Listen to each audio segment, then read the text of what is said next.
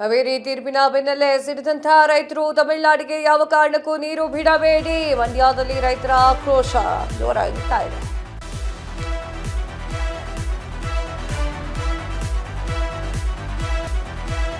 ತೀರ್ಪಿನ ಬೆನ್ನಲ್ಲೇ ಸಿಡಿದಂತಹ ರೈತರು ತಮಿಳುನಾಡಿಗೆ ಯಾವ ಕಾರಣಕ್ಕೂ ಕೂಡ ನೀರು ಬಿಡಬೇಡಿ. ಮಂಡ್ಯದಲ್ಲಿ ರೈತರಿಂದ ಪ್ರತಿಭಟನೆ, ರಸ್ತೆ ತಡೆದು ಆಕ್ರೋಶ ವ್ಯಕ್ತಪಡಿಸಿದಂತಹ ಅನ್ನದಾತರು ನೀರು ಬಿಟ್ಟರೆ ಉಗ್ರ ಹೋರಾಟವನ್ನ ಮಾಡುವ ಎಚ್ಚರಿಕೆಯಲ್ರಿ. ಕಾವೇರಿ ನೀರು, ನದಿ ನೀರು ಬೇಕು ಅಂತ ಕೂತ್ಕೊಂಡಿರುವಂತಹ ನಮ್ಮ ರೈತರಿಗೆ ಅನ್ಯಾಯ ಮಾಡೋದು ಎಷ್ಟು ಮಟ್ಟಿಗೆ ಸರಿ ರೀ? ನೋಡಿ, ಮಂಡ್ಯದಲ್ಲಿರುವಂತಹ ರೈತರು ಪ್ರತಿಭಟನೆ ಮಾಡ್ತಾರೆ. ಮೈಸೂರು ಆ ಕಡೆ ಭಾಗದಲ್ಲಿ ಪ್ರತಿಭಟನೆಗಳ ಜೋರಾಗುತ್ತೆ. ಇಡೀ ಕರ್ನಾಟಕ ಹೊತ್ಕೊಂಡು ಉರಿಯುತ್ತೆ ರೀ. ನೋಡಿರ್ಲಿಲ್ವಾ ಕಾವೇರಿ ಹೋರಾಟವನ್ನ?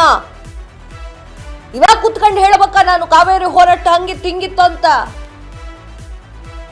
ಈ ರೀತಿ ಆಗ್ತಾ ಇದೆ. ನೀವು ನೀರು ಬಿಡ್ತೀನಿ ಅಂತ ಕೂತ್ಕೊಂಡ್ರೆ ಇಲ್ಲಿ ನಮ್ಮ ರೈತರು ರೆಡಿ ಆಗಲ್ಲ. ಅವ್ರಿಗೆ ಕಬ್ಬು ಬೆಳೆದಿದ್ದಾರೆ, ನೀರಿಲ್ಲ. ಡಿ ಕೆ ಶಿವಕುಮಾರ್ ಅವರು ಹೇಳಿದ್ದಾರೆ, ನೀವು ಕುಡಿಯುವಂತಹ ನೀರನ್ನ ಉಪಯೋಗಿಸಿ, ಕುಡಿಯೋಕೆ ನೀರು ಉಪಯೋಗಿಸಿ, ದಿನನಿತ್ಯದ ಕೆಲಸ ಕರ್ಮಗಳಿಗೆ ನೀರನ್ನ ಉಪಯೋಗಿಸಿ, ಕೃಷಿ ಚಟುವಟಿಕೆಗಳಿಗೆ ಬೇಡ ಅಂತ ಹೇಳಿ ಸಮಾಧಾನ ಮಾಡಿದ್ದಾರೆ. ಡಿ ಕೆ ಶಿವಕುಮಾರ್ ಅವರೇ, ನೀವು ಸರ್ಕಾರ ಅಥವಾ ನೀವು ರೈತರಿಗೆ ಅನ್ಯಾಯ ಮಾಡಬೇಕು ಅಂತಿಲ್ಲ, ಉದ್ಧಾರ ಮಾಡಬೇಕು ಅಂತಾನೆ ಬಂದಿದ್ದು ನೀವುಗಳೆಲ್ಲ. ಆದ್ರೆ ಇದೊಂದು ಪ್ರಾಬ್ಲಮ್ ಸಾಲ್ವ್ ಮಾಡ್ಬೋದು.